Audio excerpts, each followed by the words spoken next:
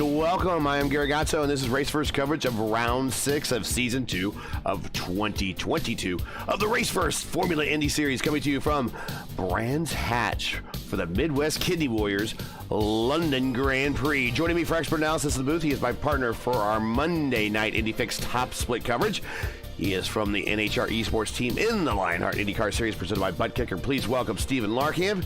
So, Stephen, once again, like I like to say, another Formula One course. I'm sure you're full of Formula One information about this historic road course. Indeed, Brands Hatch up there with Silverstone as one of the most historical tracks in British motorsport. It hasn't hosted the British Grand Prix nearly as many times as Silverstone. It last hosted a Formula One Grand Prix in the 1980s, but it's made appearances in a lot of other series as well, from, of course, the British Touring Car Championship to DTM to A1 Grand Prix. Even Champ Car, the IndyCar drivers, have raced here before a few times. And, of course, they have in the IndyCar's different iterations over the years. So it's not entirely a stranger to American open-wheel racing, and certainly not a stranger to open-wheel racing in general. This was where Nigel Mansell got his first Formula One win in 1985, I believe it was. So we're in for a very exciting show tonight. The thing about Brands Hatch, it's very, very hard to pass here, but there are definitely places you can make it work, but you have got to make it work. This track is very technical, very tight stuff, but a lot of fast, fun corners. The drivers love coming here, and I would imagine a lot of them are going to be psyched not just to drive around here, but you got to be thinking to yourself, where am I going to make the move if I'm going to be fighting for position? And even though we have a fairly short field, Mitch Welker runs way out wide there and brings an end to his second lap. But looking at everything, it's a shorter field than we're normally expecting to see here. Just 26 cars entered. Still a sizable grid by a lot of drivers' standards. In fact, it's the limit to how many cars that a normal IndyCar race and even a Formula One race can have on the grid. But Brands Hatch is a very hard track to pass on, but it's very fun to drive. A lot of these guys have got to be thinking, every single wheel I put here cannot go wrong. That's right. Probably this is a good number for this track. We're using an actual longer course than what the IndyCars used when they came here. That is right. IndyCar did come here twice in the past. There have been 2 IndyCar races here. The first one was held in 1978 in the closing days of the USAC era. Al Unser Sr., of course, we're just still quite a few years away from Junior making an appearance, but Al Unser qualified on the pole and immediately lost his engine at the drop of the green.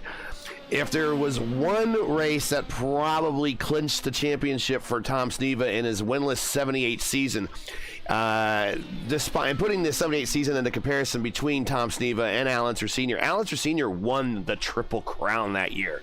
Okay, so you think someone that won the Triple Crown would win the national championship. Well, when you throw together a couple last place finishes, which he did not have good finishes when they did their European tour, and you have consistent finishes, if you're the case of Tom Sneva, that's how you win your national championship. And he actually had a pretty solid race here that day, but the race was pretty much dominated by Danny Angeis, the Flying Hawaiian, but was won by then part-time Penske driver Rick Mears. He wasn't a full-timer yet, folks. It was his third of 26 career wins, and it was his first of 7 on a road course. The IndyCars returned back in 2003, this time in the closing years of the kart era.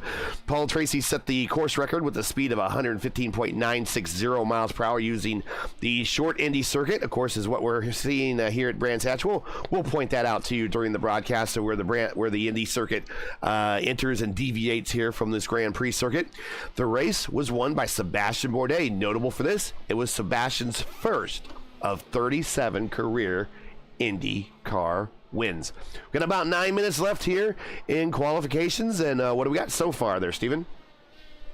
And already on the pole, the usual suspect so far. Mitch Welker just put in a blazing fast time, a 107.486, putting him ahead of Gavin Sanders right now in P2, 0.2 of a second up on the 10. Very quick stuff by Mitch Welker, trying to make it, I believe, 5 wins out of 6 starts is the game plan right now for Welker. And starting on the pole here at Brands Hatch, definitely the place to do it. As I said before, this track is very difficult to pass on. And starting from pole gives you a good defensive advantage right then and there. But this grid here already looking fairly tight. It's not entirely Welker just running away with the show right now. Sanders in P2, Caleb Bensi in third, and Bruno Miranda in fourth. They are all running 1-minute 7s. And quite a few drivers running low 1-minute 8s. So the lap times are fairly close together. The question here is, how much can you do with the pace you have? Let's take a look at the results from the last race while we have about 7 minutes, 50 seconds left here in qualifying. Of course, Mitch Welker was your winner again. Jose Ramirez and Nicholas Johnston were your podium there. That was from the legacy version of, even though it says, well, actually, that's not legacy version. Oh, it was a legacy version. We weren't at Spa last week, but it says Spa up there in the graphic, but we are actually at the Legacy Silverstone for the historic Grand Prix, where everyone kind of dressed up in their favorite pre-2008 or earlier Formula One livery. So that is last week's results. This week's results, or actually this week's point situation as a result of that, Mitch Welker with a demanding, you name it, dominating 246 point total lead over Nicholas Johnson with a 161. So there is no doubt in the points championship at the moment. Nicholas Johnson, actually, there's really no doubt for P2 in the championship between everyone else. It's kind of Mitch Welker and Nicholas Johnson kind of off by themselves in first and second place. But we got a very rowdy a fight here for P3. Matthew Short with a 1-point lead over Bruno Miranda and Gavin Sanders, who are tied for fourth. Jose Ramirez, who is down there in sixth with a 103. Ricardo Escobar with one win this season. He has a 101. Hector Alvarez, Michael DeTurk, Pedro Quiones. That is your top 10. Then we see Seifker, Quinn, Hill, Valenzuela, Claiborne, Ledesma, Bensi, DeMade, Franchica, and Munoz there in the remainder of the top 20. That is after our Silverstone round coming into today. And here are the team points. Team Watson Racing by TWR kind of breaking up the AAIR with Project 2 domination of the league with 268 points to 246 in the team championship. And then there's a little bit of a battle brewing for P3 for Tupai Racing Team. Leg Down Racing at 164 with a 1-point advantage over Team Kamigoya Sunset Arctic in P4 with the 163. That is your top 10 in the team points. With that, what do we got going on? And qualifying seems to have quieted down quite a bit here, and looking like not too many people are out posting lap times at the moment. I'm seeing Shane Coogan out on track, but he's just finished up his run. And one interesting point I'd like to point out as well with the lap times that we're seeing here tonight. A 107.486 is the current pole time set by Mitch Welker right now, and the overall fastest lap ever run at Brands Hatch was by Nelson Piquet in qualifying for the 1986 British Grand Prix here, a 106.961, wow. Only half a second off. But another thing to consider here is that by the measuring that they've had, the version of Brands Hatch that they ran before was actually a bit longer than what we have now, not by too much. But when you compare it to the version of the track that we currently have right now, the fastest lap ever seen at Brands Hatch on the modern iteration of Brands Hatch that we currently race on here tonight, that was set by Adam Carroll in 2008 for Team Ireland in the A1 Grand Prix Series. Who here remembers that name from way back in the day? I do. I don't know him, but I know that I remember the series. In fact, Adam Carroll used to race in IndyCar as well back in the early 2010s, no less. And he raced in GP2. And he set a lap time of 110.902, and that would say that the fastest lap that has been turned on this iteration of Brands Hatch would not break the top 20, not by a long shot here tonight. That is how fast these cars are tonight.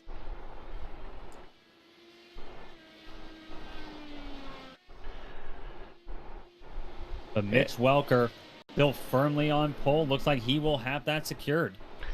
All right, looks like 54.3% of you are still not subscribers to the channel despite being regular viewers, and we'd like for you to change that tonight if you can.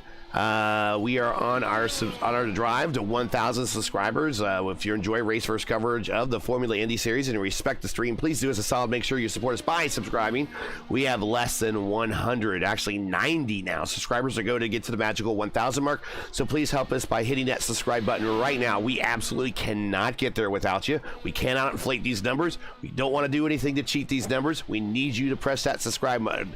Go ahead, turn it gray if you haven't done so already. It's not going to hurt you, and all it's going to do is help you and also help the algorithm give you other suggestions of other IndyCar races on that are iRacing broadcast to your feed. So it might going to help you out a little bit. So please go ahead, click that subscribe button and ring the bell. So don't forget to smash like as well so you don't miss out on future RaceVerse iRacing broadcasts. So we are about 2 minutes left in. So do all that for us. You got plenty of time. We really would appreciate it. And like I said, you guys helped me out big time with my voice. Last week it was the best medicine you could give me, and still it's a little rough, so the best medicine you can give me is continue to subscribe, click the bell, and also hit that thumbs up button for me, and that would do us a long way and making the channel feel healthy and me as well. Yeah, it's great to hear your voice actually functioning properly as opposed to last week where it was just kind of a garbled mess at times. And I'd say this is probably going to be a good race to come back to with that. It's good to have you feeling better and make him feel that a little bit better. Do subscribe. Now, Matt starting off this night, as well as my voice, are those starting from the pits. Cristobal Valenzuela, Armando Edwards, Jose Ramirez, Austin Delgado, Kevin Rivera, and Jose Carrera are still, we have starting from the pits, penalties from previous rounds. Let's see, not everyone is here tonight, so not everyone will be serving their penalties, but those are those 6 are those that will be serving from pit road. If you see they're one of your favorites and you don't see them gritting up, that is why. Oh, I see Simon Sykes out there laying it all out. Yeah, really testing the limits there, going through Sheen Curve. Of course, he's one of our ringers, one of a former USF 2000 driver. Indeed, he is. And one thing I've noted is he's completed his qualifying run. Of course, he's still turning laps, get some warm-up here.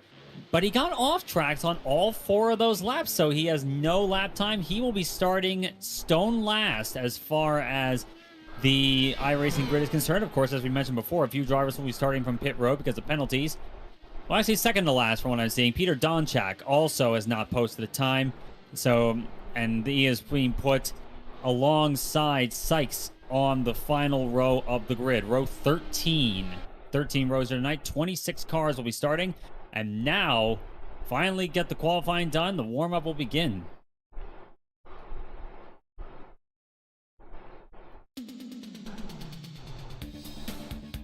And with that, why don't you go ahead and give us our starting lineup tonight from Brands Hatch.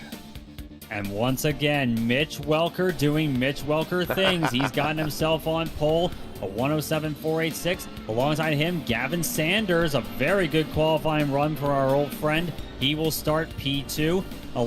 Then row number 2, Bruno Miranda pulls out a lap later in the going that bumps him up to P3. Caleb Bensi will be his partner on row 2. Row 3, Nate Siefker in the number 2, always a threat, alongside another big threat in the race itself, Nick Johnston's number 28. Pedro Quinones in the 796, he will start 7th, and alongside him, Principal Danilo Piazza in the 56 on row 4. Row 5, Jose Ramirez, he unfortunately has a penalty, so he will be starting from pit road. Who would be alongside him? The return of Christopher Hill, who had a great run going at the Nürburgring, only for a very unfortunate incident to take him out of a potential win. Let's see what he can do starting from 10th. Row 6, Alex Van de Sand's number 97, an uncharacteristically slow qualifying run for Alex. He will be alongside Logan Spath in the number 3. Row 7 will be Byron Daly in the number 90, and he'll be alongside the 420, a very nice machine, of Roberto Diaz. Row number 8, Matthew Shorts, number 35, and he will be alongside the 82 of Dakota DeMade. Jake Katz in the 117 will be starting on row 9, and his partner will be Zachary Fahm in the number 20. Tommy Joe Valenzuela, I'm wondering if that is Cristobal Valenzuela, or I've been trying to figure that out for a little while now. He will be starting 19th on row 10, and his roommate along on that row will be Cody Claiborne. The Fish car, number 31, will start 20th. Row number 11, Shane Coogan's number 29. He'll be alongside Frankie Franciccia's number 96. Then row number 12, Matt Houston, the boss man, starting way down in the field in the 66 here tonight, and he will be alongside Victor Aldrich in the 98. And the final row of the grid, the two drivers that didn't post qualifying times, Simon Sykes in the 84 and Peter Donchak in the 57. A lot of cars are out there taking advantage of this quick 5-minute warm-up. Man, it looks slick out there. Indeed, it does. Brands Hatch has always been can always be a very tricky track to get your traction down right. Not just because of track temp, but also just the nature of the beast in many ways. It doesn't entirely help that it's very easy to track dust and dirt onto the track as well. So that would affect the grip levels to some extent, I would think. And you're trying to manage that all while battling 25 other people, and you're trying to make passes work on a very difficult track to pass. Brands Hatch is a unique challenge, I think. Yeah, a lot of elevation changes. We know that these Indy cars do not like elevation changes, at least drastic ones, and there are some of those here. So that will tend to unload the back end of the car sometimes, depending on where you are and those elevation changes. Going uphill especially, right there and there. I think McLaren Ben, if I don't know all the names of the corners here, they each all have a name. We'll show you a track map, at least with numbers. But the portion where it goes, the second portion going uphill, after that short, small straight, I think it's called the Williams Straight, actually. That is one of the areas where you're kind of going to see them get loose. This is one of the first times here that I've actually broadcasted a race, an IndyCar race on the longer course. I did a race back in another league as a color commentator when they had about an equal number of these cars, but on the short course. And it was like short track racing, but with a road course. And that was definitely interesting to see, as the leaders were in traffic almost all race long. Oh, yeah, and the lap times on the fittingly named the Brands Hatch Indy course. It's very quick lap times here. I think the fastest lap there was 38 seconds, and that was, of course, when Champ Car raced here back in 2003. But it has some of the sections of the track that will unload the car in some instances, most notably Turn 1. Yeah, Paddock Hill, Bend, yeah. That fast downhill right-hander. Very, very fun corner, but you got to be careful with your turn-in point. You got to be very careful with your applications.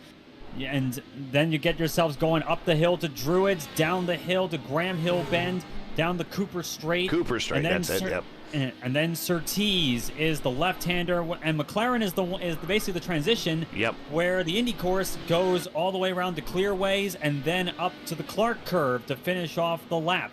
And then we go into the woods, basically, down Pilgrim's Drop and through some very fast and fun corners there.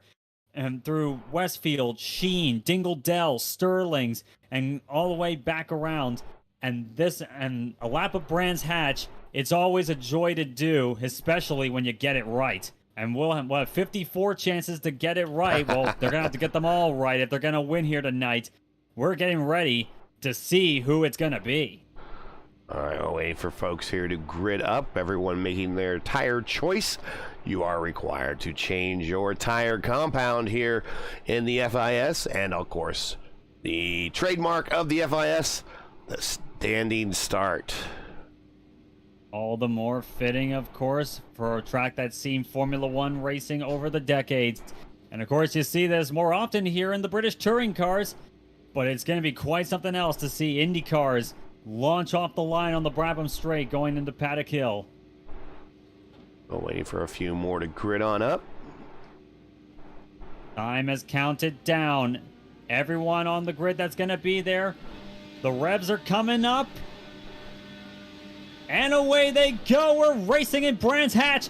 Welker with a bit of a twitch there on the start. Here comes Siepker looking to the inside. Beautiful launch by Nate Siepker, but it's Gavin Sanders who takes the lead into turn 1. Beautiful launch.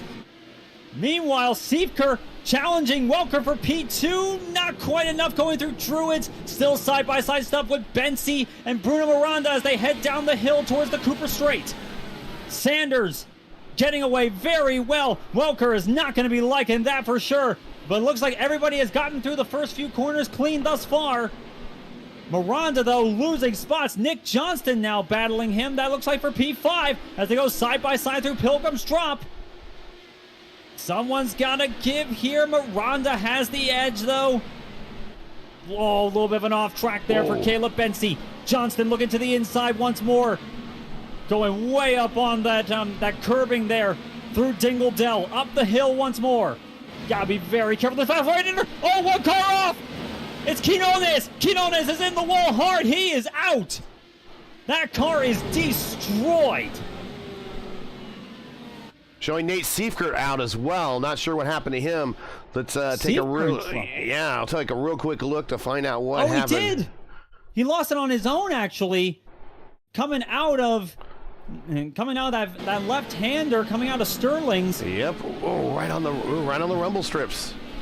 Oh, so easy to have that happen. The rumble strip there. Some of them you can touch. Some of them they will send the car around. But it's Gavin Sanders leading the way at the end of lap 1.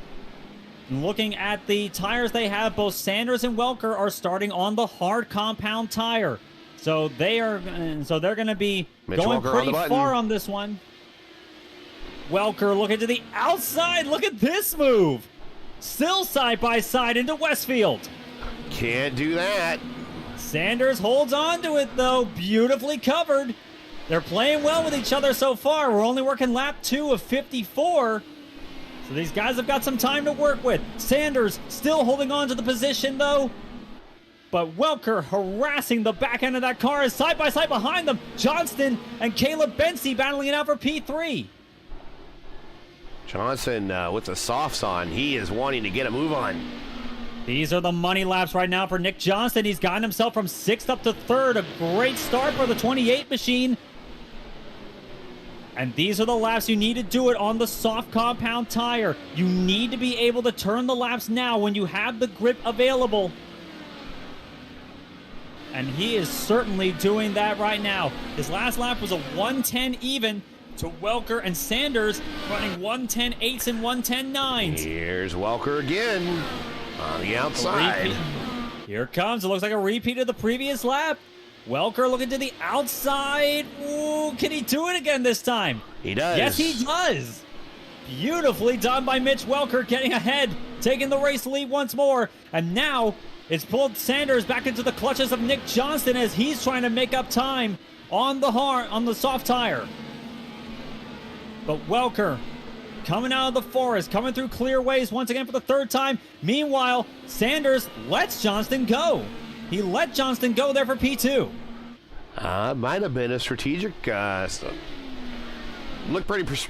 you what. The method that he did it looked pretty strategic to me.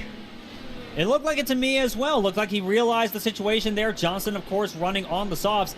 He's going to be letting Johnston catch up to Welker and have them battle it out and throw Welker off his game a little bit, perhaps. So Johnston catching up to them. His last lap about 2/10 up on Welker the previous time by. Of course, he's had to work his way around Gavin Sanders. But Johnston is going to have to make this time up here. He's going to have a lot of work to do to battle with Welker. And what Gavin Sanders is betting on right now is that Johnston and Welker hold each other up so that Sanders can catch up with them and possibly jump them on the pit stop cycle. Everyone tells me 2 stops tonight. Probably a 2 long stints and then a short stint with Reds at the end, although kind of bucking that trend at the moment. There's 2 cars out there, and that is Nick Johnston and Dakota DeMaid back in 9th. We'll show you him here right now. They are on the alts, as well as pretty much a lot of the RaceVerse cars are on the alts right now. Coog and Houston are also on the alts further on back. Here but, comes Johnston, looking to the inside, and the Druids side by side for the race lead. This is what he needs to do. Oh, almost very close up there, but he does clear him coming through Graham Hill Bend. And I think that might have forced Welker to check up just a tick. Yeah, that probably forced Welker to check his courage there a little bit there. Bit early to be doing courageous stuff for Welker's perspective, but Johnston needs to be able to get the stuff done there, and he has done so brilliantly. As they say, he's got to go, because those tires aren't going to get any better for him, and Welker will just run him right down. So 5 of 54 now as we are settling in here at Brands Hatch. Up 5 spots back in P6. Shout out to Alex Van de Sand. He is slowly creeping into the backside of this battle here among the top 5. Christopher Hill, P7. Logan Spath, P8. Dakota, we showed you back in P9. And Byron Daly worked his way up 3 spots. He is up to 10th. Simon Sykes, one of our ringers. He's in that BAR Honda livery. He is up 14 spots. We got a number of cars that had some issues a little bit further on back. TJ Valenzuela looks like he had a rough start. Roberto Diaz almost running into the back of Sykes going through Paddock Hill. And that's going to open him up to the fish car from Cody Claiborne up into Druids. Back down the hill again. Cody Claiborne saw that bobble there by Diaz. He's going to be trying there. Ooh, Diaz running way out wide through Graham Hill Bend down the Cooper Straight. Claiborne having a peek to the inside through Surtees, but not quite enough there. Surtees is always a risky corner to make a pass. In any case, you got to be certain that you are alongside the guy. Zachary Flaum looks like he is done with extended damage. He is certainly classified in 25th. Matthew Short also showing Sykes off. Oh, Simon Sykes in trouble there. And that's gotten Diaz right up onto his gearbox once more. Sykes seems to be having a hard time finding the consistency, it would seem. Even though he's gained a lot of spots, he's certainly got the pace. He just needs to reduce the errors here tonight. We know, of course, from his time both in previous races here in the series, is Diaz on the outside. Not the spot, but coming to Paddock Bend. Paddock Hill there, downhill, bit of a roller coaster action. Ooh, saw a bit of smoke up ahead. Not sure who that was. May have been Byron Daly and company up ahead there, but people have gathered it up. But Diaz still harassing the back end of Simon Sykes, and this little train here of Sykes, Diaz, Claiborne, and Katz, they're going to be trying everything to force an error out of that number 84 machine and force him onto the grass, it would seem, to get the pass done. Because I can tell you right now, Sykes is definitely turning some good lap times if he can keep it straight. Jose Ramirez also showing with an extended pit stop. Arturo Diaz goes long in the grass, and he gets it back on the surface, but he lost 3 positions. So that now moves Cody Claiborne up 1 more in the fish car. Trying to take a look here at Simon Sykes. Nate Seifert classified in 22nd, and Pedro Quiones also in that first lap incident. So 21 through 26 all involved in some first lap incidents. They are pretty much done for the day. Victor Aldrich currently showing with a long pit stop. He is rejoined back in 20th. And Principal Dan looks like he had a bit of a stop as well. He is back to 19th, but still on the lead lap. Yeah, 19 cars still running on the lead lap. Of course, Piazza had problems early on in the going. Johnson pulling out to a 1 second lead now over, Johnson pulling out to a 1 second lead over Welker. Let's take a look at Frankie Franchiga. It looks like a damage repair stop. He is back underway. So that moves him down to 19th. Principal Dan up to 18th. Peter Donchek now in 17th. Donchek just moving up 9 spots just by keeping it on the tarmac. Indeed, and with a track like Brands Hatch, where it's hard to make passes work and it's easy to make them go wrong, you can expect a few people moving up positions just by not making errors. And it seems like Donchak is of that mindset right now. Same can be said for Shane Coogan, who's up 5 spots as well. Had a rough qualifying year tonight, in fact. Was not quite showing the pace we'd expect out of the number 29. but he's picked up a few more spots. He's up to 16th at the moment, and he is going to be battling it out with Matt Houston if he keeps up the pace that he is. He's about half a second faster than the boss man right now as he actually locks up going through Druids. But a few drivers, I would wager, they're able to gain some spots just by attrition and minimizing errors, and that's what a few of these guys are going for right now. And Gavin Sanders has an issue. He is off. Gavin Sanders in trouble there. This is up at 7. He's going through Westfield. He just got off and he hits the wall. Yeah, he has a left rear that is wobbly, and this is terminal. That looks terminal for Gavin Sanders. That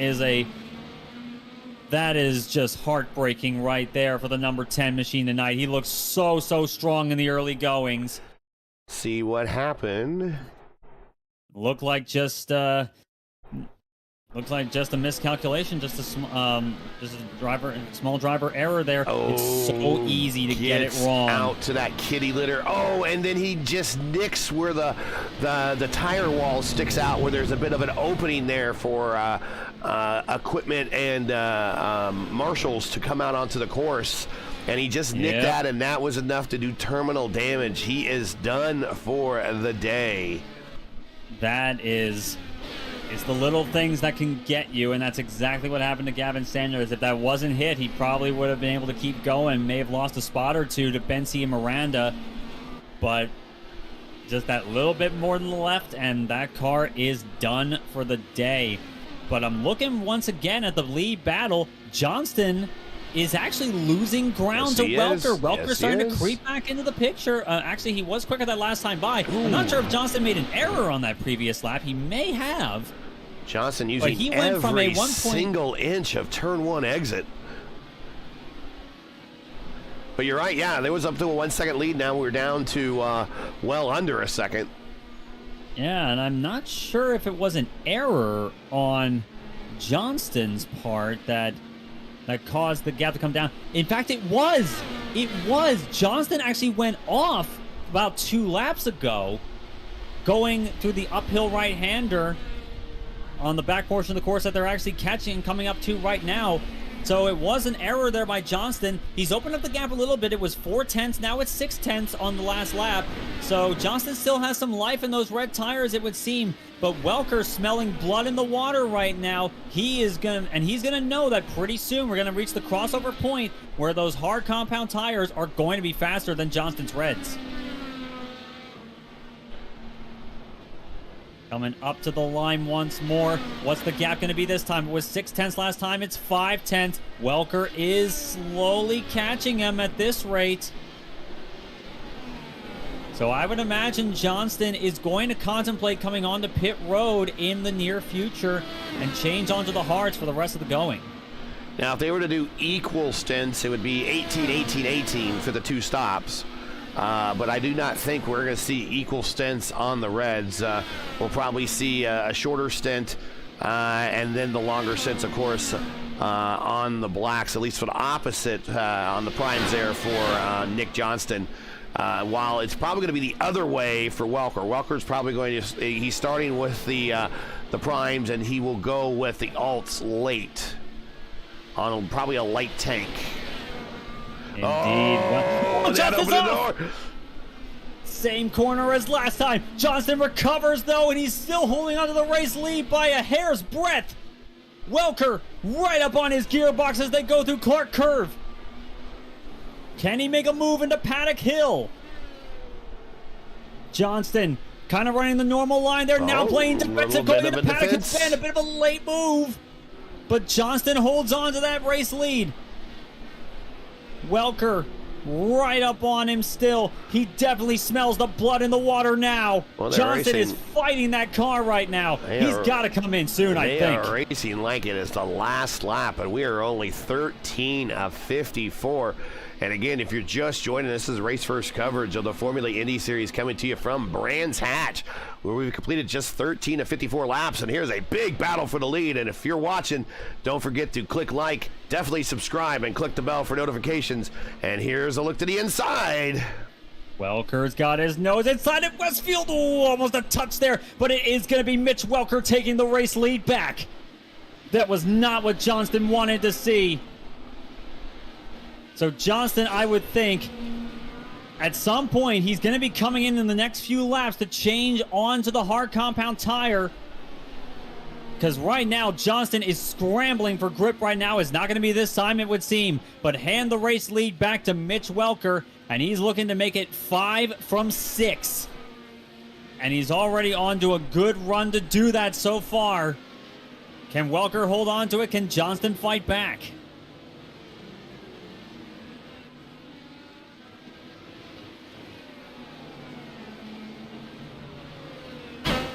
But Welker at the open track ahead of him, and he seems to be enjoying it so far. And one driver I'm also noticing catching up to, who's made progress on both these guys, especially with the battle going on, is Caleb Bensey in the 21 right now, running P3. He's got down to about 2.7 seconds, and at this rate, if Johnston stays out a bit longer, Bensey is liable to jump him for P2.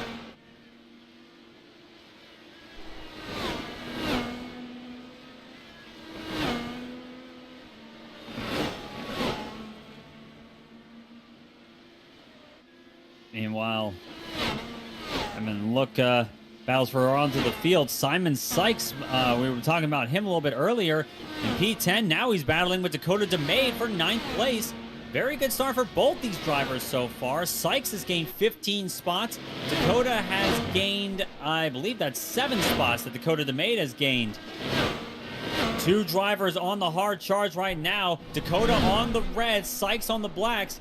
Looks like this is going to be a battle for P9. Sykes is going to be looking. Here he comes, looking to the inside into Paddock Hill. And he gets the job done. Sykes seems to have found his rhythm, I think.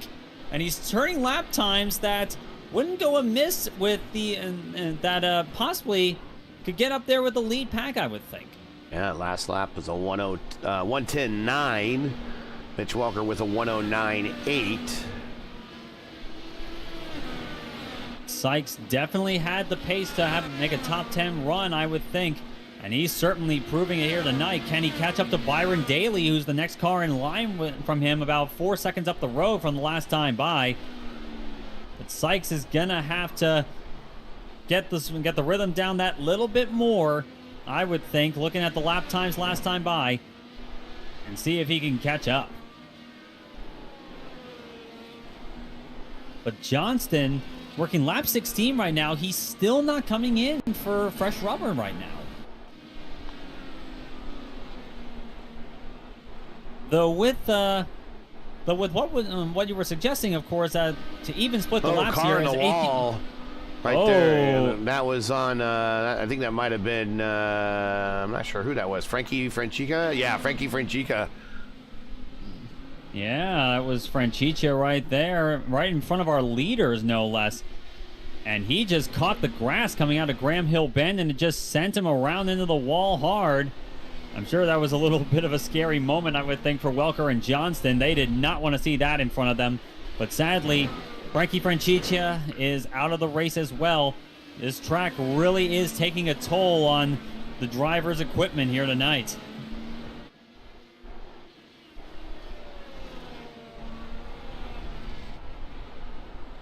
And Johnston coming in. Johnston is finally coming in at the end of lap 16.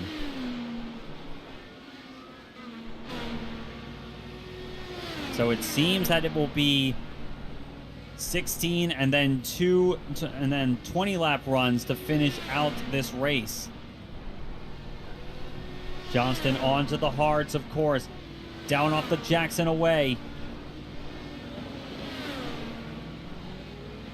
Comes out with a few cars coming up from behind right now. I'm trying to see that. That's Dakota DeMade. So as he comes out, slotted in 9th.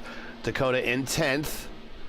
Right behind Dakota is Cody going long in Druids, giving up a lot of track position right there. Unfortunately, now that moves Katz and Diaz up a spot.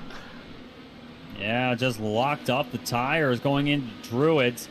Gathers it up, though, drags a bit of dust back onto the track for good measure. But the Fish car has lost a couple of spots out of that whole exchange. Walker now with a near 4-second lead over Bency.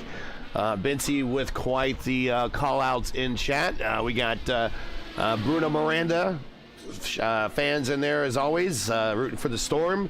We got Neil Lusher in there as well. We have it's like Matthew Short came in there to talk about what happened to him. So you name it. We got a lot of folks getting shouted out in there by the Bency clan, shouting out also Alex Van de Sant, who currently is now in P4 right there, 2 spots behind where their son is running. And P2, there's Caleb. And Van de Sant looks like he's closing up that little bit there. He was a tiny bit faster than Bruno Miranda on that last lap. So Van de Sant just putting in really consistent and really quick lap times. This is the kind of pace we were expecting from him. And when I saw that Van de Sant was in 11th place, I did not expect for a second that that was going to be where he was going to finish either. But Alex doing a very good job just minimizing errors, even if that little touch of the grass there seems a little bit hairy there. It could be a lot worse. It could definitely be a lot worse. It's easy to make an error at this place, and it's hard to recover from a serious one. Well, the window is now open if you want to do 18, 18, 18 to get to the distance. Oh, Van de Sant way out wide in Paddock Hill. He's off. Van de Sant gathers it back up there, and I may have just given him the commentator's curse. But he is still in 4th. Christopher Hill still a little ways behind him, but cutting into that deficit. But Alex is back underway, and I would imagine he's probably thinking pit stop here soon. I would imagine that as well, and the same can be said for the likes of Mitch Welker. Even though Welker has still put down a torrid pace, even on older black tires, it's still going to be getting to the point where fuel is going to be the consideration. Diaz has an issue. His right front is a wobbling, so it looks like he is going to nurse back a wounded car to the pits. His day could be done. Yes, and it seemed like he's been dragging that car for a little while here, and it looks like he had and it looks like he just went wide at Surtees and hits the wall on the exit of Surtees, right where the Indy course makes the transition through McLaren curve, and he's had to limp that car all the way around and get himself back on the pit road there. But sadly, for any chance of a decent position there, he seems to be done and dusted. Sad to see that. So let's take a lap here on board with Mitch Welker. This right here, you're going to see a little bit of you see the road go off to the right. That is where the Indy course deviates, and it'll then rejoin where this portion comes out of the woods here in a second. This all circles back on everything here. He goes through 6. And just to show, and Simon Sykes is out of the race as well. Simon Sykes, Jose Ramirez, Principal Dan, and Roberto Diaz, they have all been knocked out of the race. Here's where the Indy course comes back, and now we're back on to the Indy course portion, which is the main straight. That is a lap here. Watch these elevation changes here. Watch downhill, turning right, braking, then back up the hill. Very short zone there, because once you crest the hill, you're into the the hairpin, and back downhill. Really fast left-hander. A lot of runoff room there. Another fast left-hander here. They keep it wide. Apex kind of late there. And then blast into the woods.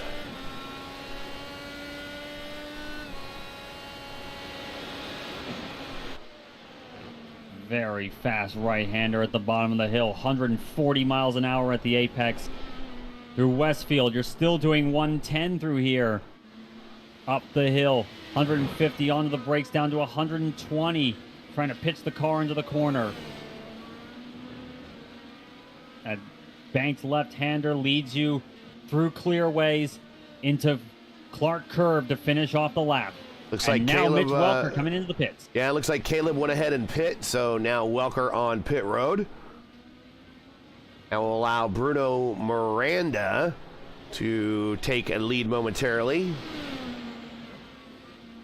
Miranda out for 22 laps, so he seems to be going as long as he possibly can here.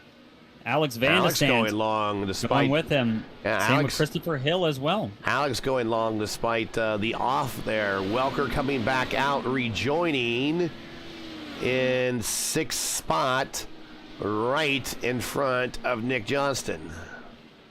And the thing to consider, if we were going to get a repeat of what Welker pulled off last time out at Silverstone and going only one stop, they would have to do 28 laps to be able to pull that off this time. And that's going to be a big ask, I would think, for all the guys here.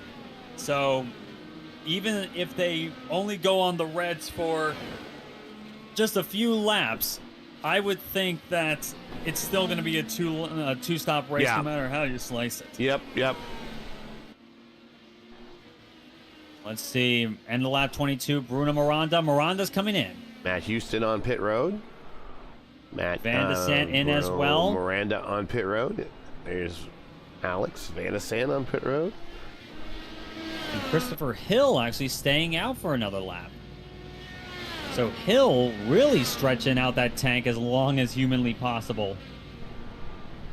But Miranda and Van de Sant both on pit road. Here comes Welker down the front straight. Spath and Daly on pit road. Miranda back out. Van de Sant down and away too. Seeing Jacob Katz and Cody Claiborne also coming in too. Byron Daly coming out ahead of Logan Spath at the end of this one. So that is a swap of positions there.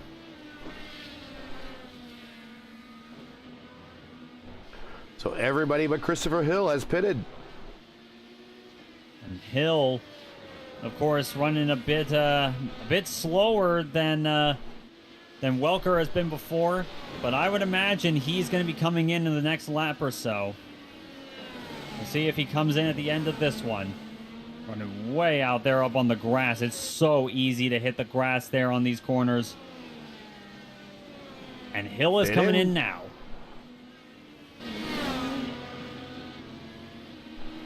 So hand the race lead back to Mitch Welker.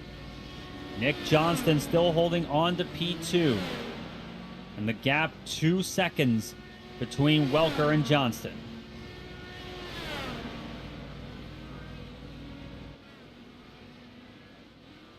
And Hill is down and away. He's going to come out behind Alex Van de Sant, it looks like. Oh, Van de Sant's around! Van de Sant loses it again, and Paddock Hill gathers it up, though. That was a scary moment for Alex Van de Sant.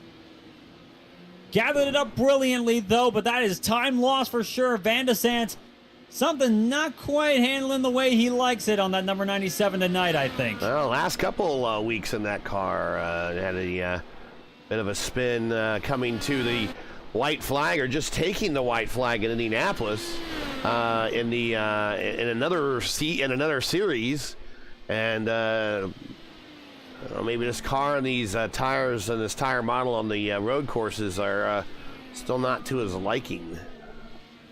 Yeah, something is definitely not gelling too well with Alex Van de Sant lately. In fact, I remember seeing him in practice last night for the Lionheart IndyCar Series at Twin Ring Motegi, which goes off tomorrow night. And he made his disdain for the track perfectly clear in text chat throughout the practice session. The words being, "I hate this track." So yeah, well, I do not blame him. Motegi is at one point, some people would say it's classified as a technical oval.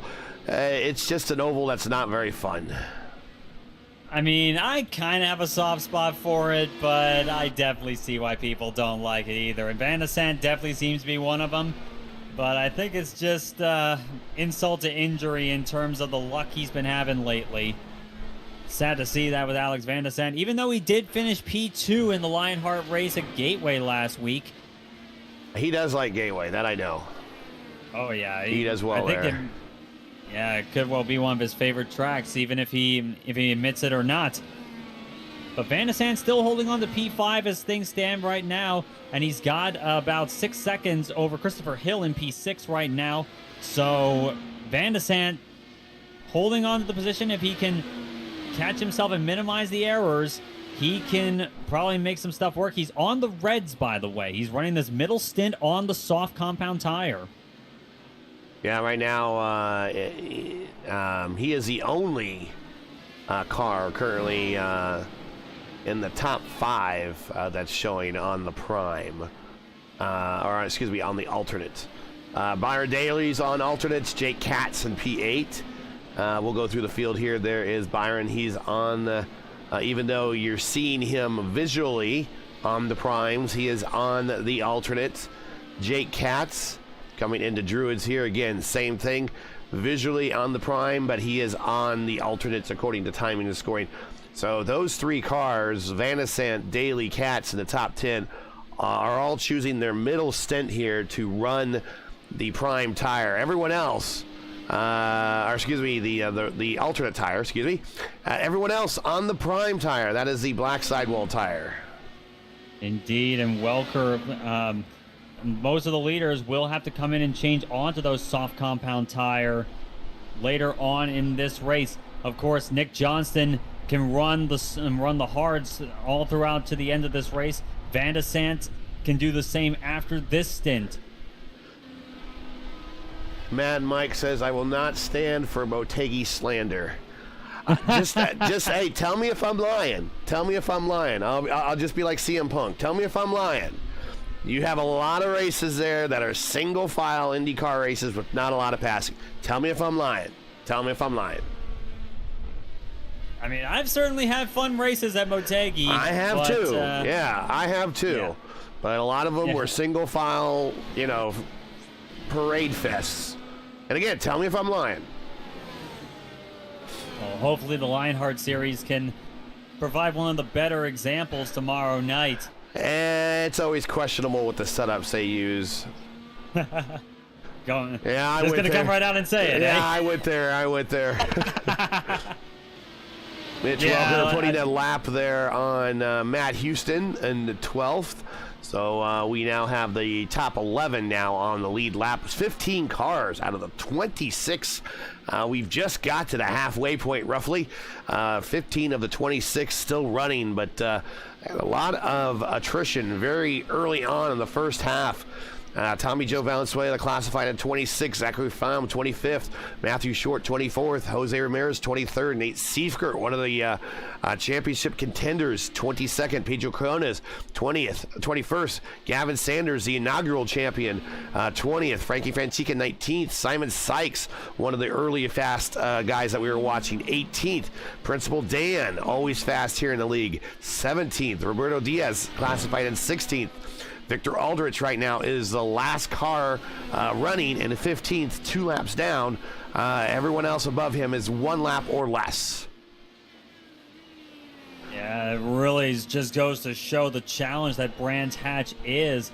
It's not, and a lot of it has not exactly been aggressive moves gone wrong. A lot of it is just making small mistakes here that compound into big mistakes, which is so easy to have happen at a track like Brands Hatch. Right. It's easy to make a small error, and it's easy for that to become more than just a small error. We're watching the closest battle on the racetrack up in the top 10 right now. A battle between Christopher Hill in P6 and Byron Daly in P7. Ultimately a battle for 6 and about a 2-second gap here as they go through turn 1. And Daly definitely turned faster laps last time by over Christopher Hill. He was about 0.3 up. So Daly really working quite well here. Hill I saw lock up a little bit going into Druids earlier. Hill's going to have to contend with some lap traffic here real soon. I've heard that lap traffic here turns your car into a bit of a plow. That's the key word that everyone used when they were talking about traffic here. So Christopher Hill will be experiencing that momentarily. That is Victor Aldrich. Looks like he is in the pits with an extended stop. That is Peter Donchek. That's right in front of him. And Peter Donchak already 1 lap down, and these are going to be the next drivers that are going to have to work their way around them. And the whole and with the whole turning into a plow sort of situation, just when you thought that aero push was only reserved for oval racing in Indy cars, we have them here it's still very much a factor. It may not be quite to the same extent, but even with these big wings, you still feel the loss of aero going over the car, and you feel it through fighting for grip on turn in and exit. And looks like Donchek sees the duo get close, goes ahead, checks his wisely checking his relative stats there, and letting those faster cars on by. So, like I said, IndyCar drivers in this community, first of all, the IndyCar community we already know is small, even though there is a healthy number of us. But we all have long memories, and we remember when people move out of the way like that for us without asking, and then we remember those that don't move out of the way, and those are the ones that we remember the most. Oh, yeah. You put them on your list, as it were. And it's not a Christmas card list either, but it looks like Daly is cut into this margin, 7/10 now to Christopher Hill.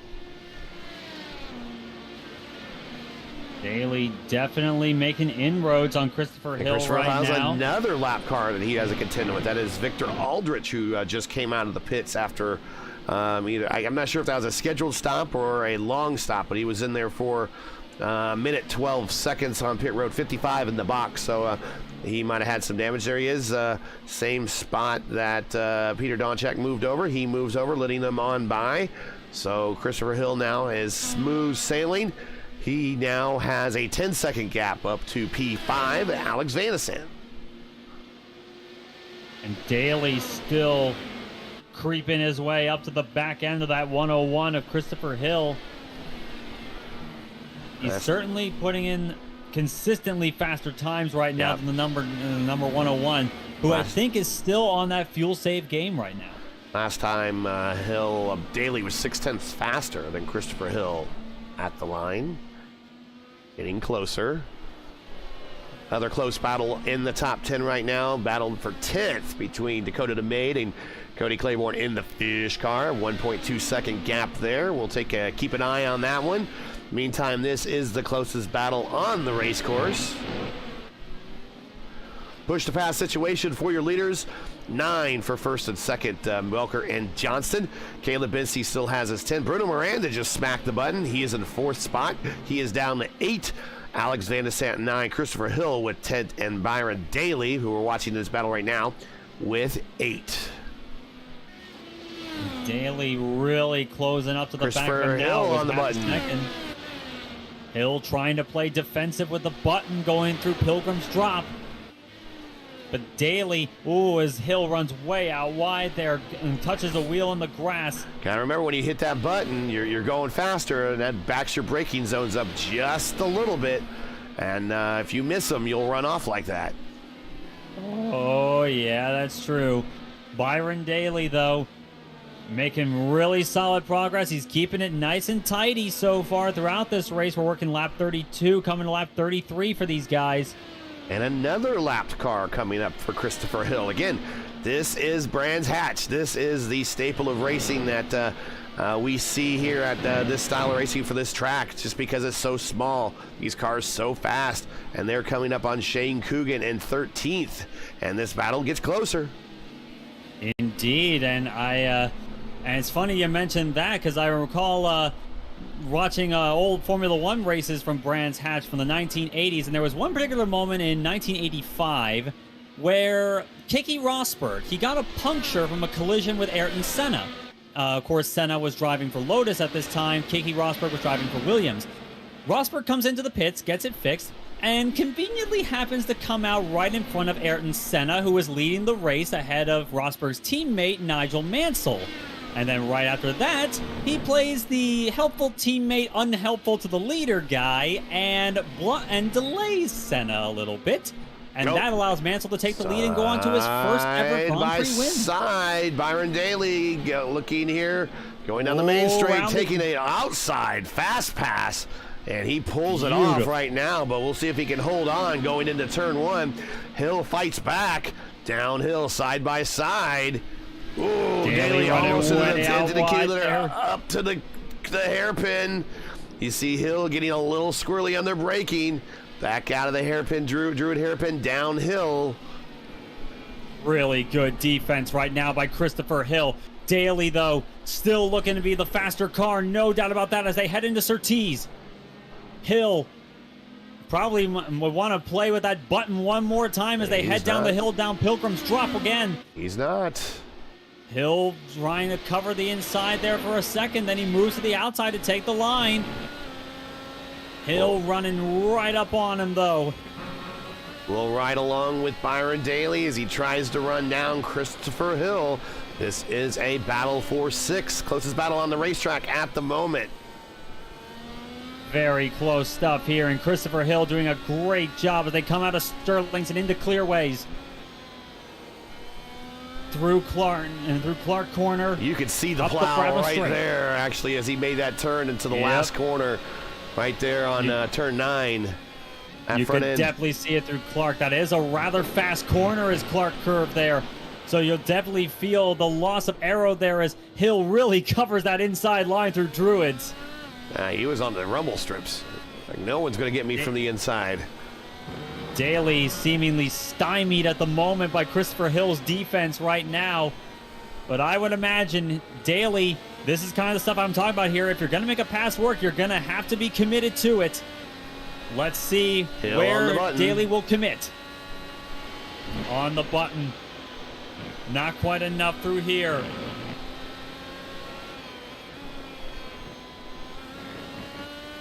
Daly way out wide there. And if you ever notice, if it looks like they go off track through there, it actually isn't. The way that is working there, that is technically fair game as part of the racetrack. It doesn't look like it, but it is a racing surface that you don't actually hit grass on. Now, doing the same there in Clark Corner, though, that is not the same thing as that. The other place where that happens is on the exit of Graham Hill Bend. Yep, we'll see that here momentarily. And of course, the green markings here through Paddock Hill Bend are also fair play. And we're on board right now with Byron Daly again, and you'll see right here on the exit of this corner, kind of this grid pattern right there. And you can kind of hear the difference in sounds and texture. That is inbounds. Yep, it sounds like a rumble strip, but it kind of is and it kind of isn't. But Byron Daly really having a hard time getting around Hill. Hill has just been playing amazing defense right now. Ooh. And he seems to have gotten his act together as, Daly runs a bit wide there. But Daly definitely seeming stymied at the moment. They are no doubt losing ground to the guys behind and the guys ahead of them, but they're already far enough back that it's not going to be a big issue unless one of them makes an error of their own. This battle, 31 seconds adrift of race leader Mitch Welker, who, by the way, has a 4.2 second lead over Nick Johnston as it stands. And Johnston's eating in that a little bit. He's got it a sub-4 now.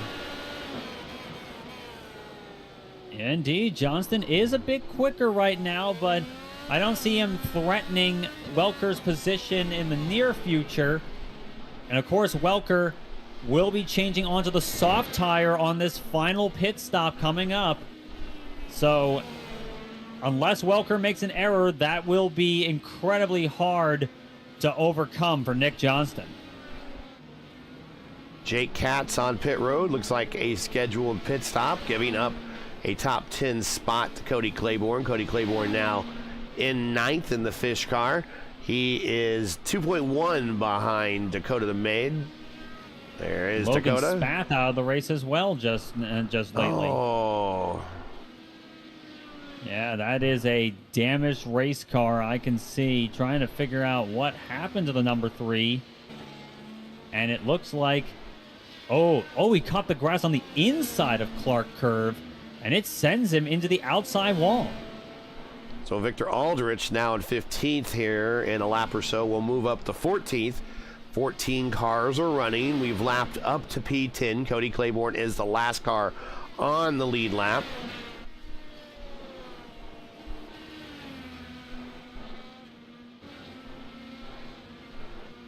Welker probably noticing by now that Johnston is a little bit quicker as it stands. The question mark I have right now is when will Johnston's coming in. This is his last stop. 16 laps to go for Nick Johnston. I'm wondering if he'll put on reds, in fact, because he may have the lap time, the amount of laps left to make that effective. He is changing on to softs, so this is going to be a flying final stint for Nick Johnston at the end of this race. Alex Van de Sande joining him on pit road. Alex, slides through his pit box a little bit, had to back up. Gonna cost him a little bit of time there. But Van de Sande also staying on reds too, so trying to maximize the amount of time you spend on the soft tire, it would seem, is the game plan for these guys. So with Mitch Welker. Yeah, with the pit stops, Welker maintaining his lead, 11 seconds now. P2 is Caleb Benzie. Mincy Fan Club, very quiet, consistent race for Caleb. What he needs, because the last couple of races has not been extremely kind to him. On an opening lap wrecks. Spa was one, another one at Silverstone. And Caleb's making that extra right turn on the pit road. So he is making his final stop. And given what we were seeing from these guys before, I would not be surprised if Benzie puts on reds too. And what I'm seeing with Johnston's game plan right now, he is going to be putting down the lap times that he going down some awesome fast laps, and that is going to be red tires for Benzie. But Johnston is going to have to put down qualifying lap after qualifying lap to close up the gap while Welker is still. And Welker has, in fact, come on the pit road. He just stopped.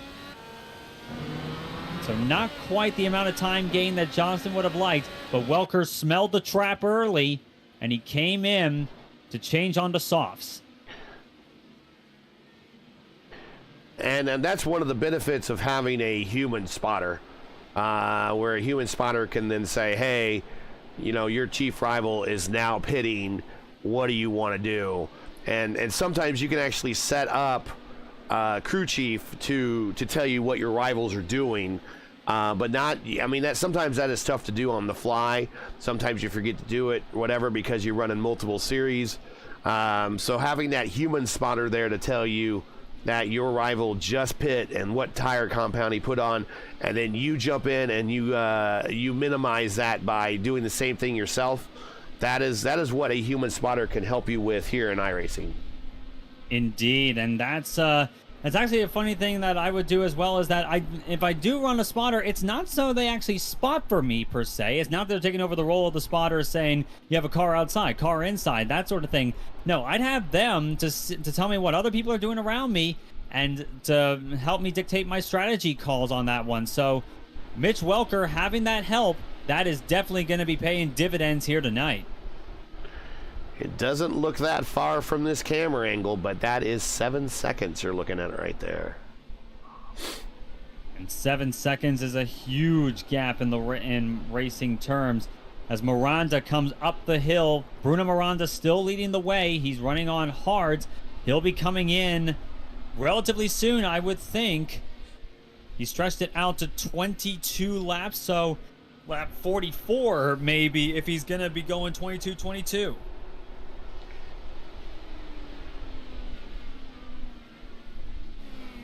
And we'll see as Miranda last time by with a 1:10.4. Mitch Welker, a 1:08.6. Cody Claiborne on pit road with an extended stop, so either got caught speeding or had some damage, so he's going to be giving up a top 10 finish here probably.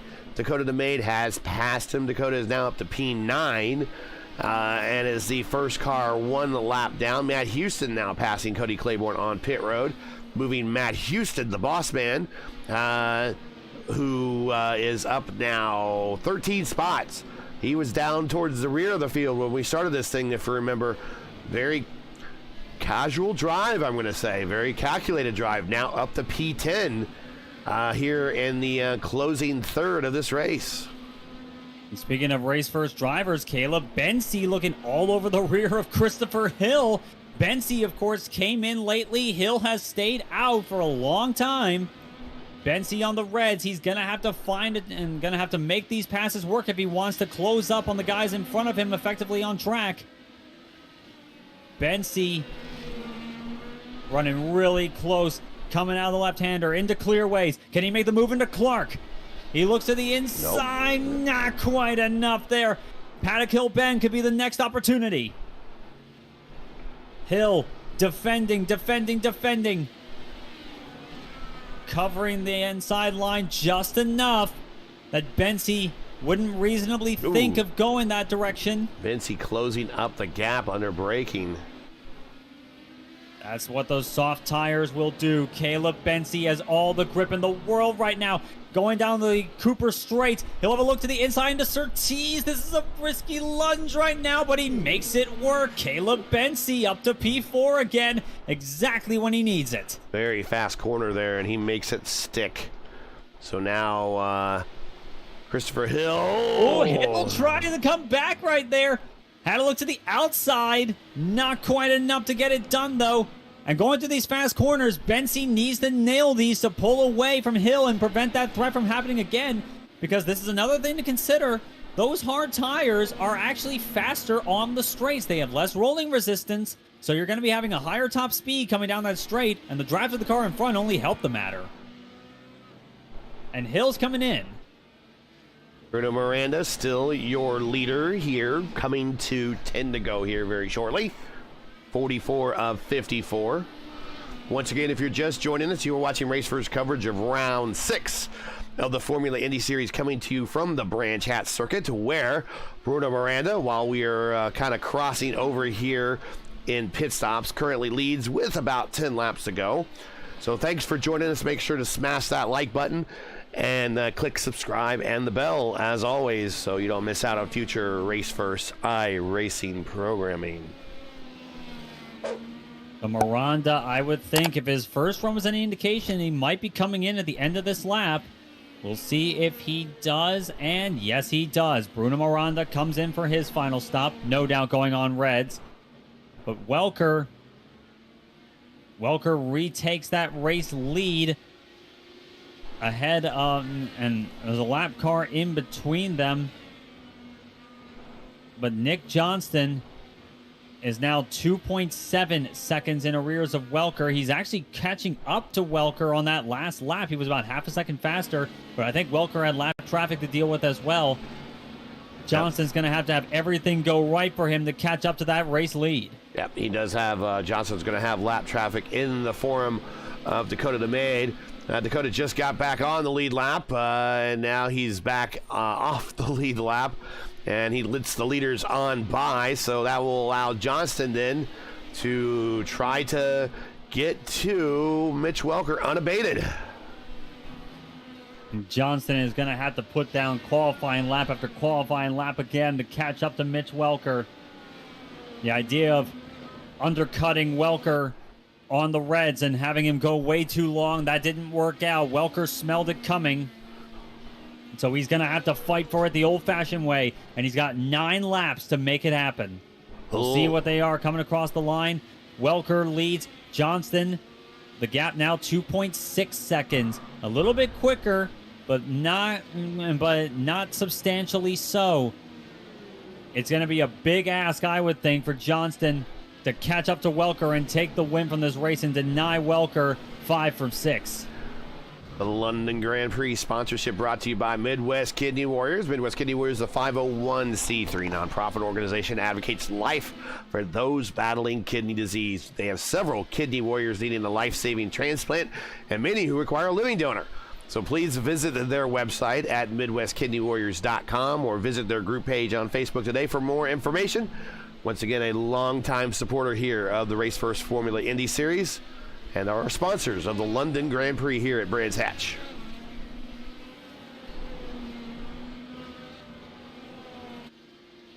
Things starting to settle down a little bit, though, but still looking at that close battle between Christopher Hill and Byron Daly for position number 6. We're going down to 8 cars left on the lead lap. That is really showing both how quick Welker, Johnston, and company have been and also how challenging this track really is. A lot of the attrition we've seen tonight is mostly it's mostly unforced driver errors, and that's showing how difficult this combination of fast Indy cars on a tight technical track like Brands Hatch truly is. It's no wonder this track has survived in the hearts and minds of so many as both a great track to race and drive on and a challenge all the same. Attrition-wise, we're almost at the same pace we were with the Chicago Street Course. So we had a slightly smaller field then, but percentage-wise, about the same. Yeah, and it's kind of, in some ways, you kind of have that street circuit feel with how close the fences are. Yes. And how narrow the track surface actually is to work with here at Brands Hatch. There's not very many wide sections where you can make a lot of passes, and you definitely don't see 3 wide all that often, unless, of course, you're in British touring cars, then you see it all the time. But Brands Hatch, very hard to make passes work. It's kind of a street circuit in some ways, but it's a street circuit mixed with a country road in the middle of Kent. So it really does show that interesting sort of challenge that's made this track special in the hearts of so many, not just in the British motorsports community, but in Europe and throughout the world. Miranda and Bensy's now the closest battle on the racetrack. 7-10s here. I recommend, since there's been only 2 IndyCar races here at Brands Hatch, and it was using the shorter Indy circuit, there are 2 videos on YouTube you can watch. One is more of a highlight package from CBS back in the 70s, showing that 78 race where Rick Mears won, and then the NTT IndyCar Series not too long ago posted the entire 2003 race in its entirety, actually, on their YouTube page. So you could check out that entire broadcast on YouTube right after this if you want to check out what the real Indy cars look like here back in the day. And of course, you also see that Indy circuit being used in other series as well. DTM used it for a long time when they raced here. And of course, the British Touring Car Championship uses both layouts, both as the season opener and the season finale typically for the BTCC. And of course, if you know anything about the BTCC, you're in for a lot of drama, a lot of bench sheet metal whenever you race there, especially at a track like Brands Hatch where you kind of have to be forceful with your moves. Oh, someone's off there. That's Shane Coogan. Shane Coogan, yeah. And there was a kind of a meeting of Coogan, Donchek, Bensy, and Miranda fighting for position there. And just kind of all the stars aligned just to meet at that one spot. But right now, Bruno Miranda trying to run down Caleb Bensy for a podium step here, and he is all over him at the moment. Bensy is 5 laps longer on this stint, so those tires on Bruno's car are much fresher. Indeed, and you can definitely tell 5 laps may not seem like a lot, but it's an eternity in the tire realm. Miranda running all up over Bensy. Bensy's having to fight the car to hold on to this position. Of course, you can take a lot of defensive lines through here. We're coming to 5 laps to go. He's got 5 laps of defense to play if he wants to hold on to the bottom step of the podium. The gap between Welker and Johnston, by the way, it's actually extended up to 3.4 seconds. So Welker looking a bit more comfortable. But definitely not comfortable right now is Caleb Bensy right now.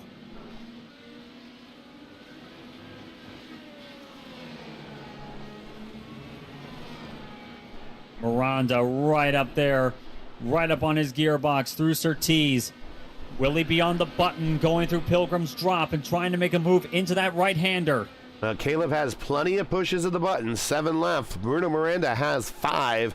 Problem is, certainly probably with Caleb, is where is he going to fall fuel-wise if he smacks that button too much? That could be a concern for Caleb Bensy. Of course, the going on push to pass burns a bit more fuel as Miranda's right up there on him now. As they head through Sterling. Down through Clearways, through Clark once more. Oh, I think Bensy caught the curb a little bit through Clark Curve. Miranda fighting it hammer and tongs as they head into Paddock Hill Bend once more. 4 laps to go. Can Miranda make a bold move work here? Bensi, he may not have the tires to work with, but he can play solid defense in his position here. This track can present a lot of defensive opportunities, even against guys with better tires. Bensi's going to have to extract that to the fullest. The gap at the front even bigger now. Welker and Johnson have a 5-second gap between them, and 18.5 seconds in arrears is this battle. Bensi versus Miranda for third. A little bit of grass being kicked up there by Caleb as they come through 5, 6, and 7 as they race through the woods and now come back to the primary circuit. Oh, as Bensi gets up on that curb there, that curve on the exit of that corner can be very treacherous. This is where we saw that hearing in the pre-race, or at least from pre-race discussion with drivers, the plowing, and apparently you're able to hold someone off fairly decently because of the aero push here. That certainly seems to be working in Bensi's favor right now. Oh, as he locks up going into Druids, that leaves the door open to the inside. Miranda closes back up again. One more like that, Miranda will be all over him. Take a peek at our leader really quick while this battle is brewing. Here is Mitch Welker, and he is coming up to some lap traffic there. I'm not sure who that is right now. I believe that's Jake Katz in the 117 in front of him in P8.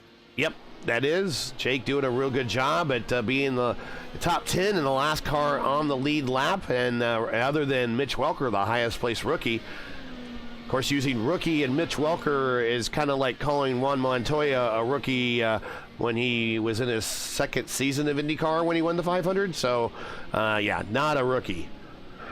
Yeah, and of course he won the kart championship as a rookie in 1999 before he did that race at Indy. So it's definitely the loosest definition of rookie I've heard of. Yeah. This Same thing with Castro Neves. Yep. And probably the loosest definition of rookie I've seen this side of Fernando Alonso when he raced at Indianapolis, right. a two-time F1 world champion. Had to take a rookie test just like everyone else. Well, Caleb is pulled away just a little bit, 0.6. And it doesn't sound like a lot, but it doesn't sound like a lot, but it's a lot more than where it was about 2 laps ago. Yeah, even though Bensi had a lockup once again going into Druids on this lap, as Mitch Welker I'm seeing coming through clearways for the second to last time. There'll be one more lap to go for Welker to do 5 wins out of 6 starts in the Formula Indy Series. But Caleb Bensi holding strong to that P3 right now. I think Miranda may have cooked his tires a little bit much. And that plowing effect we were talking about before, that is probably hurting Miranda throughout this. And even with Bensi locking up his right front, it still probably would not be enough unless it's something major happening to Bensi into Paddock Hill for the last time.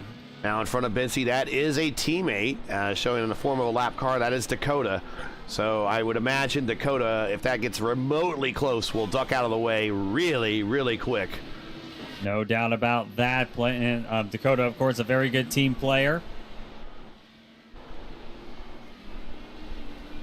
But Bensi, Miranda seems to be catching up a tiny bit, but it's going to have to be a major lunge at the end of this race to make any sort of move happen. Miranda closing up. 2 more turns to go for Welker. Through clearways, through Clark. What a performance once again. Mitch Welker showing his style, and he wins at Brands Hatch. It's going to be 5 for 6 for Mitch Welker. Nick Johnston over the line will finish P2. And meanwhile, this battle, Bensi's gonna hold on to it, it looks like. And he will do so. Caleb Bensi holds on to P3 ahead of Miranda. And Alex Van de Sant will conclude your top 5 at Brands Hatch. And we still got cars finishing. We'll check them out. Here comes Christopher Hill. Very consistent P6 here. Top 10. Byron Daly chased him for much of the race, coming home in 7th. And like I said, Jake Katz, who's already completed because he is a lap down, finishing 8th. So 2 rookies finished in the top 10, Welker and Katz. So a good finish for him. Very well done. And this battle of attrition, it would seem, in a battle of minimizing errors, sees only 7 cars finish on the lead lap. And Mitch Welker once again showing why he is one of the strongest drivers we've yet seen in this series, I think. Well, while we'll cool down, let's take a look at the final classifications from today's Midwest Kidney Warriors London Grand Prix. Mitch Welker again, a workman-like win. I want to say he completely dominated, but he just kind of bided his time and waited for mistakes to happen. The race to come to him is your winner. Again, that is 5 in 6. So we will see when the series returns to North America. Can he keep the run going? Nick Johnson again finishing second again, and finishing second for a lot of races this season, which led to him being second in the points, and again gaining points on everybody he needs to except the leader, but it's still a podium finish nevertheless. Caleb Binsey, a much-needed podium finish, is in third. Bruno Miranda, Alex Van Desant rounding out your top 5. Christopher Hill, Byron Daly, Jake Katz again with the aforementioned great finish for him. Dakota DeMaid with a solid top 10 in P9, and Cody Claiborne bringing the finish car home in 10th. Your top 15, Matt Houston, Peter Donchek, Victor Aldrich, Shane Coogan, and Logan Spath. Your top 20, Diaz, Piazza, Sykes, Franchica, and Sanders. And the remainder of this field here, Seifer, Quiones, Short, Flaum, Valenzuela, that's Tommy Joe there, and Ramirez. Rounding out 26 here, the 36 car field at Brands Hatch.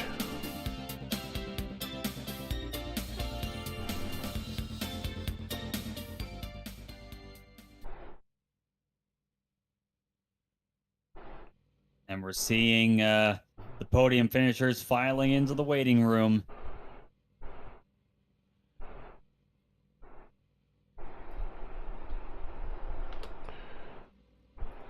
Seeing Bensey and Johnston right now, and waiting, of course, on Welker. I'm sure he'll want to talk to us. Yeah, for sure.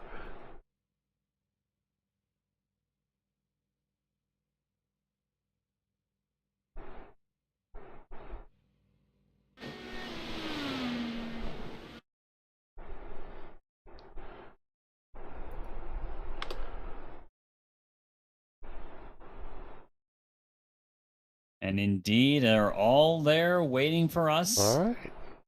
Yep. And let's start off with bringing on Caleb.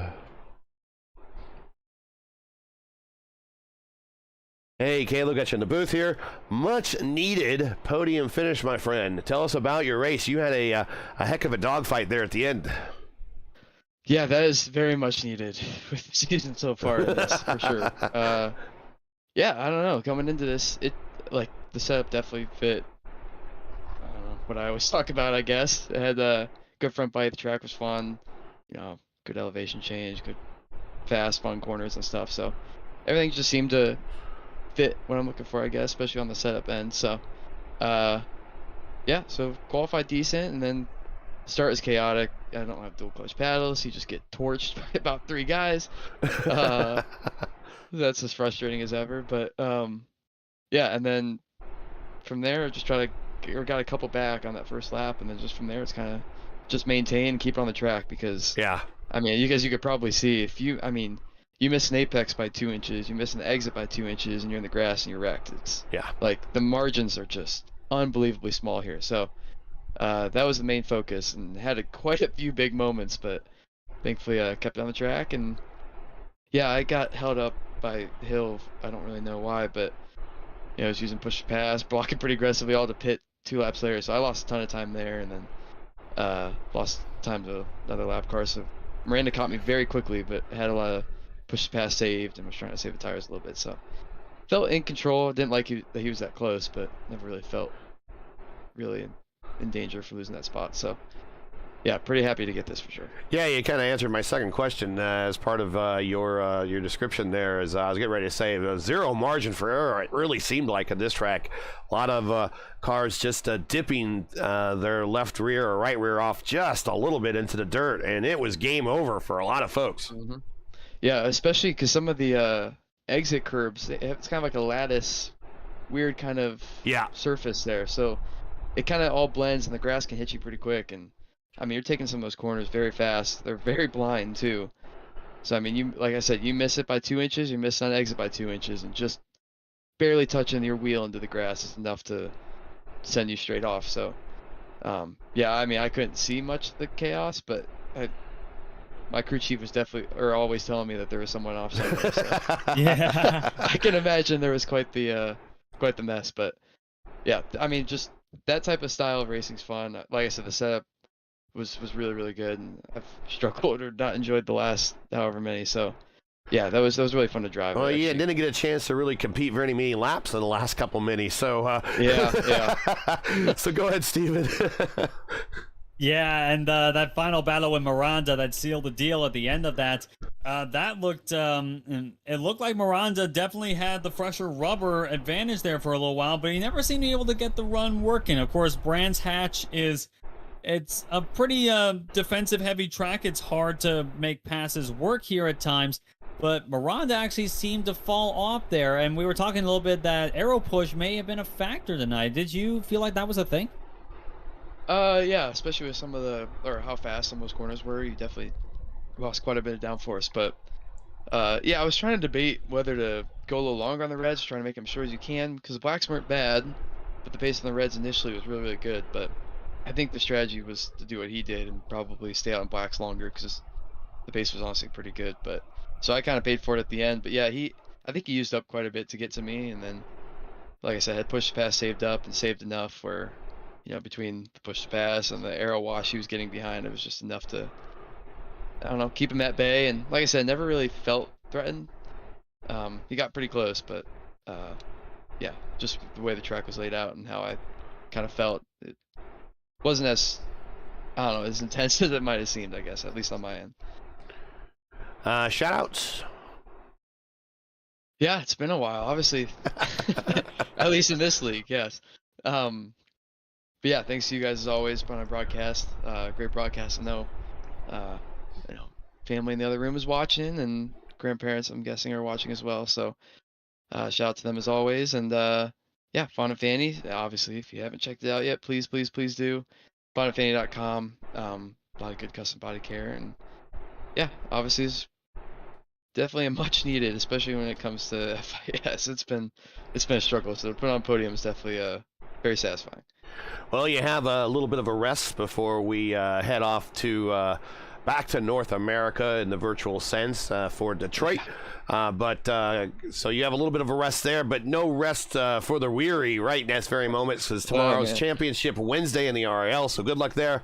But we'll see you there tomorrow, but we'll definitely see you in the FIS here in 2 weeks at Detroit. Congratulations, and we'll see you in a few. Yeah, thanks. Looking forward to it all. All right. Let's bring down Nick Johnston. Hey, Nick, another very workmanlike P2. Congratulations. Did you have anything for Welker whatsoever at any stage in this race? I think if a little better drivers showed up tonight, and maybe could have had a chance. I just made too many stupid little mistakes. Gave it the track position in the first part of the race, and that really killed it. Because I think if I could have held him back, I could have then been on the new tires, hopefully get back in front after his next stop, and just always kind of hold the track position, because that was so important here. You get within a second and a half of the guy in front of you, and it was just aero wash city. So track position was really important. That's why I kind of the strategy I went with, and I was hoping it was going to work out, but I just threw the car off the track too many times. And it is what it is when you're pushing that hard. And that was the other question that I was going to ask, because and Caleb talked about it. the margin for errors were very, very thin here. If you missed an apex by just some margins, you were off into the grass.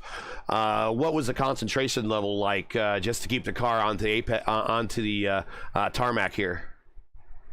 Really high. You sound a lot better this week, by the way. Well, thank you. That's the lime and honey tea works out well.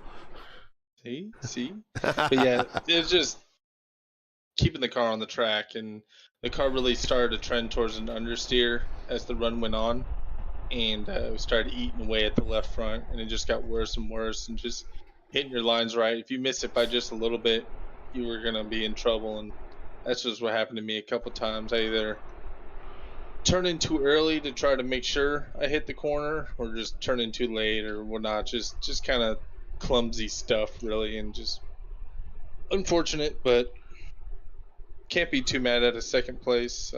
Mitch has been super quick all season. He's really stepped his game up since the last time I used to race with him. So it's been a lot of fun racing, and hopefully we can have something going into Detroit. Well, let's stick a pin in that question real quick. Steven, go ahead. Yeah, that was actually kind of the point I was bringing up. Of course, you were leading there for a little bit early on, and you may have had a strategy that could have overcome that deficit later on in the race if Welker stayed out, which of course he didn't. He saw what was I think he got a call from his crew chief to tell him to come in and change onto the softs at the end of the race there. But what do you think? Of course, we've seen you on the podium pretty regularly, just not quite on the top step yet. We know you're really, really quick this season. But what do you think it is that? Do you have like a sort of idea of what it could be to get you up there a little bit more? Maybe possibly a human spotter perhaps could maybe help the cause a little bit. Maybe not. Really, the strategy kind of played out in my head before the race, and then as the race goes on, you kind of got to be fluid. So maybe it would help to have someone, but really, I just need to drive better. That's pretty much all there is to it. Like, a lot of these tracks we've been to this year really haven't suited me so well. Like, none of them have been like, oh yay, I really enjoy this track. So just kind of doing the best I can, learning this car, learning these tracks, having a fun time. But I think just get a little bit more out of pace, maybe qualify a little better. Those would definitely help out. Well, you should be familiar with Detroit coming up next. That's a regular IndyCar course, and then we're on to the Lone Oval at Michigan. We're halfway through the season, still plenty of time, no reason to panic yet, but solidly you got a solid P2 position in the points. You're really not being threatened at the moment by third place. So you're in a pretty comfortable position. Probably would like to be closer to first, but worse things worse is you could be further. So at least you still have half a season to go and a chance to probably capitalize on some more familiar tracks coming up. Of course, we know we want to make shout outs to the beautiful girlfriend and everything else, so go right ahead. Thanks, Gary. Yeah, didn't know if you're still up watching this. Thanks, babe. Love you. At least I got top 3, so at least I get to talk to you. You guys That's for broadcasting this, Gary and Steven. Stefan. Appreciate you guys. Steven. Okay. Sometimes with the PH, you never know. Yeah. But thanks for you guys broadcasting this, doing this every week. It's a lot of fun. All the TWR guys, a lot of our guys had really bad nights, but always helping out, working together, figuring out the best way to go about this thing. So shout out to them, and of course the Formula Indy Series for putting this on so we can have some fun every Tuesday night. Well, you got it. You'll also be in the hunt tomorrow night for Championship Wednesday in the RIL. So we will see you then here next on RaceVerse, but we'll see you in 2 weeks as part of the FIS here in Detroit. Congratulations, and we'll see you later. Ciao. All right, and we'll move him up to the waiting room, and then we'll bring in Mitch Welker. Mitch, we are now 5 for 6. Congratulations, a very workmanlike effort. Seems like he who made the least number of errors was the one that was able to lead the most laps. I suppose so. Yeah, that definitely helps. Really big attrition race tonight, wasn't it? Yes, it was. Oh, yeah. Yeah, we had 6 cars out at the first lap alone, and then really only I think 13 cars actually finished the race. So yeah, a pretty big attrition race. I was getting ready to say it was a little bit like our visit to Chicago Street Course last season. But how was your race as a comparison up front? And I guess the only thing you occasionally had to deal with, other than the battles with Gavin and Nick Johnston earlier in that first stint, was occasional lap traffic. And one of the things Brands Hatch is known for is seeing lots of lap traffic. So how was the second half, or the actually 2/3 of your race after that first stint? We were still really on our toes. We felt like we had good pace, and we did. But we were certainly watching Nick the entire time, see what he was going to do. Especially the second stop, we realized he was going to come off the blacks onto reds again, and that was going to be about 4 laps earlier than when we were scheduled to stop. And he was close enough to where we knew if he got onto reds and got time to go, he was gonna undercut us, and we couldn't give up the track position. So me and Mike made the decision to cover him off, stop with him, and that would end up being the right call, I think. Yeah, I think if we didn't do that, we noted that. We thought that you might have been a reactionary stop, so very key call there.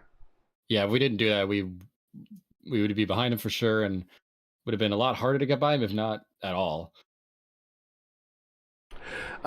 We got a week off. We're going to Detroit. Some of these more familiar traditional IndyCar courses. You got a pretty dominating lead going here into the second half of this season. What's your outlook in the second half here, and especially hitting these more familiar IndyCar courses? I'm really looking forward to the familiar tracks. I tend to run them a lot in the Indy Open Series on Monday nights. Really looking forward to Belle Isle. It's one of my favorite IndyCar tracks. Michigan, not looking forward to that one. I don't like the racing there. But beyond that, Road Atlanta I've always run solidly. VIR is another favorite of mine.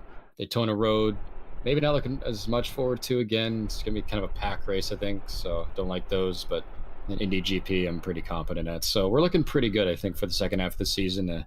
Don't see why we can't keep this up. Steven? Yeah, and of course we go, to Belle Isle next time out here. And we were kind of drawing a few comparisons between Brands Hatch here tonight and a street course, with how narrow the racing surface is and how little the margin of error is, and really how close the walls can be at times. And would you say that sort of mentality sort of carries over to Belle Isle, and you would expect a similar race there that time, except maybe a bit more extreme with the fact that the walls are right up there next to the racing surface? Yeah, I think you can draw a couple of things for certain. Not a lot of margin about, Brands Hatch, like you said. Exit curbs, entry curbs kind of don't exist in a few places. So you got to be really precise with your inputs and make sure you're hitting the same lap over and over and over to keep your pace up. And I think it's mostly the same with Belle Isle too. You just need to maximize all the way to the walls, but not into the walls. So I am pretty comfortable with street courses. I really like that challenge. So I'm looking forward to it. Yeah, for sure. Shout outs, anything you like to say hi to, sponsors, team, family, you name it. Yeah, sponsors as always, LW Haugen, Lazy Rocket, Ova Medicine Foundation on the car as always. Thank you guys. Shout out Mike on the pit box as always. He was really key tonight to keep an eye on Nick and get the win. Shout out to the rest of the team, Project 2, All American iRacers. And that'll about do it. Thanks, guys.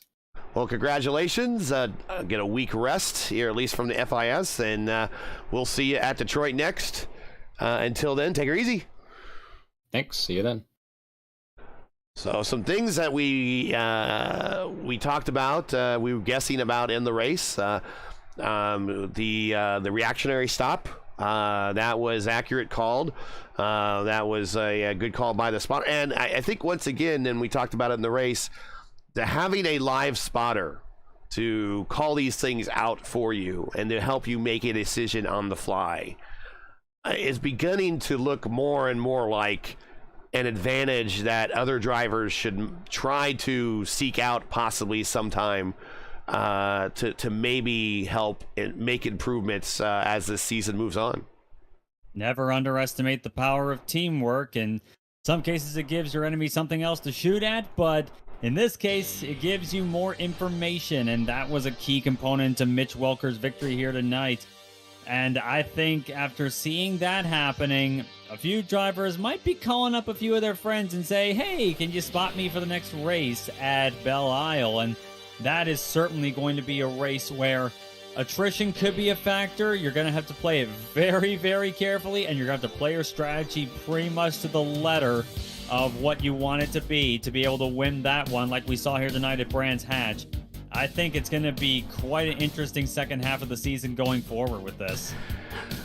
In the mid-'80s into the '90s, as electronics became more and more on these Indy cars, a position kind of became available on the pit box, and that's like a data analyst, someone that aggregates all this data and is able to help with strategies. And I'm thinking that that might be something that might help some other drivers with the other half of the battle here in the Formula Indy Series. And as they like to say on the old G.I. Joe PSAs, that's half the battle, and now you know. So that's it for tonight. Once again, your podium from the Midwest Kidney Warriors London Grand Prix from Brands Hatch.